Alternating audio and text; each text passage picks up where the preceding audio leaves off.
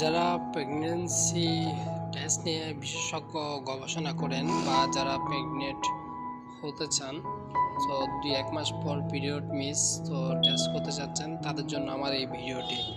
অবশ্যই আপনি যদি মনে করে থাকেন কিংবা আপনি যদি জানেন যে আপনি একাধিক ছেলের সাথে যে রিলেশনে যুক্ত ছিলেন, তো খারাপ কাজেও যুক্ত হয়েছেন এবং বিভিন্ন সময় ওষুধ খেয়ে ফেলেছেন, ওষুধ খাইয়ে বেবিটা নষ্ট করছেন, তো এমন যদি আপনার মাথা যদি থাকে, চিন্তা ভাবনা যদি থাকে, তাহলে আপনি সবসময় মাথায় রাখবেন যে আপনার যে প্রেগনেন্সি হওয়ার ক্ষেত্রে সমস্যা হতে পারে।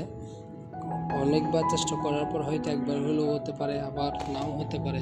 এমন বিষয়টি আপনার থেকে মাথায় রাখি আপনার থেকে সহবাসে লিপ্ত হতে হবে, কারণ যারা একাধিক ছেলের সাথে রিলেশনে যুক্ত হয়ে ওই যে বিভিন্ন প্রকার ওষুধ খেয়ে ফেলে, এদের সহজে প্রেগনেন্ট হওয়ার সম্ভাবনা থাকে না। প্রেগনেন্ট হতে অনেক কষ্ট হয় এবং অনেক ক্ষেত্রে বেবি নাও হতে পারে। এদের অবশ্যই বিষয়টি মাথায় রাখবেন।